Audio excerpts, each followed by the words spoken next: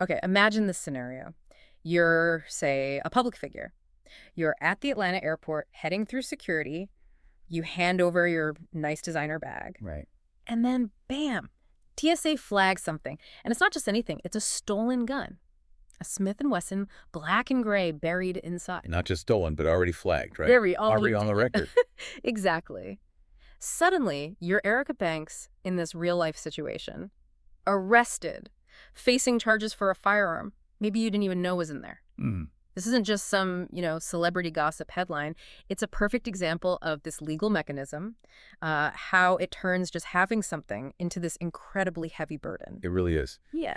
And it's frankly a lot more complex, maybe even unsettling than it looks on the surface. Yeah. And what's so illuminating in cases like this is seeing how the legal system takes that simple fact possession and really weaponizes it. Weaponizes. Yeah, turns it into this powerful tool for assigning blame, for assigning responsibility. And that's what we're digging into today. We're exploring what the author Devin McClarty calls the weaponized wheat of possession.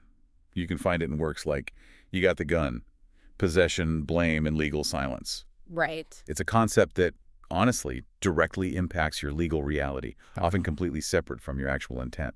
And just a note for everyone listening, D Investment Enterprise LLC owns the proprietary insight and strategy from McClarty's work we're discussing. Got it. So our mission here for this deep dive is really to unpack McClarty's main argument, which seems to be that the law, at least in these kinds of situations, it ruthlessly prioritizes just being the final stop in the chain of who had the item. Yeah, over things like intent. Over intent, or even if you knew about it beforehand, it sounds like it forces people into this impossible dilemma. I really can feel that way.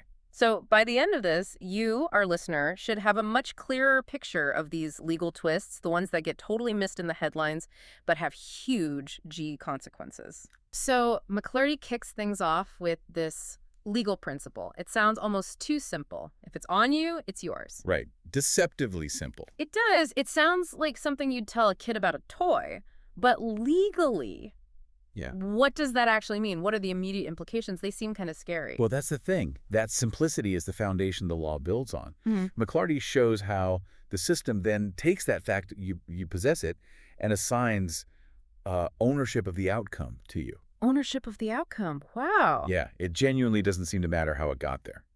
McClarty is very direct about this. He says, quote, "Doesn't matter who handed it to you. Right. Doesn't matter if it was a gift, a favor, or something you just forgot was in the bag." And that core principle, that's exactly why Erica Banks was arrested for theft by receiving stolen property. Okay, theft by receiving stolen property. That sounds pretty serious. But McClarty says it signifies something specific here, right? It's not quite what it sounds like. Exactly.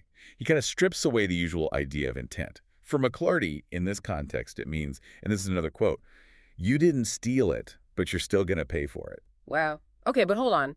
Usually, in law, intent is a pretty big deal, right? Right. Mens rea, all that. It usually is, yes. So how does McClarty square this idea of if it's on you, it's yours, with the whole concept of intent or lack of knowledge? Where does that fit in? That's a really crucial question. And McClarty argues that in these specific possession cases, the whole burden of proof just flips. Flips how? He puts it like this. In court, silence doesn't protect you. It just keeps you alone. Okay. What he means is suddenly it's on you, the accused, to somehow prove you didn't know or prove your innocence. You need a verifiable story. And if you don't have one, or you just stay quiet. Then that silence, in the eyes of the court, basically confirms the accusation. It solidifies that ownership we talked about. You're kind of presumed guilty unless you can effectively point the finger somewhere else. Okay, this next part, when I was reading McClarty's work, this really made me stop.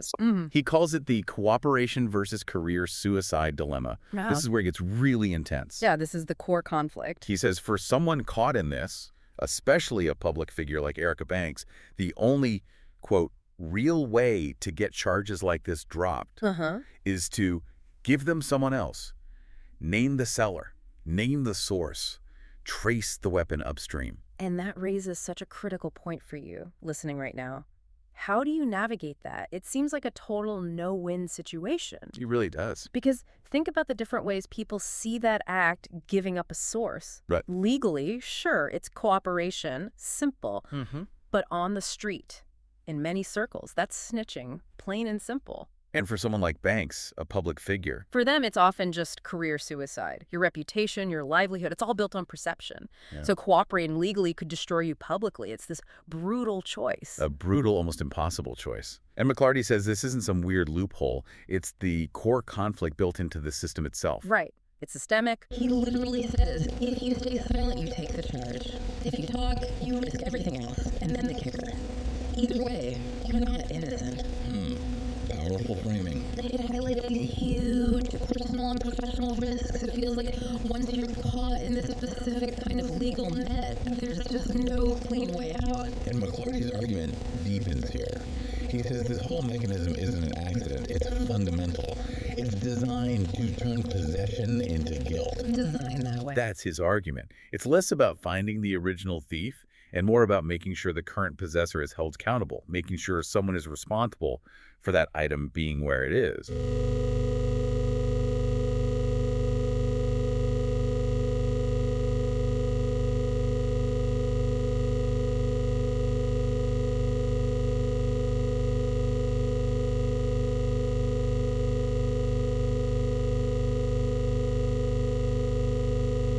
Another person made responsible for the chain. So pulling all this together, the big insight from McClarty seems crystal clear. Yeah. The legal system possesses this really potent ability to weaponize simple possession. It makes you the final stop and holds you accountable, often completely ignoring your original intent or knowledge. That's the core of it. Mm-hmm. And McClarty wraps up with this really stark warning. It's almost chilling.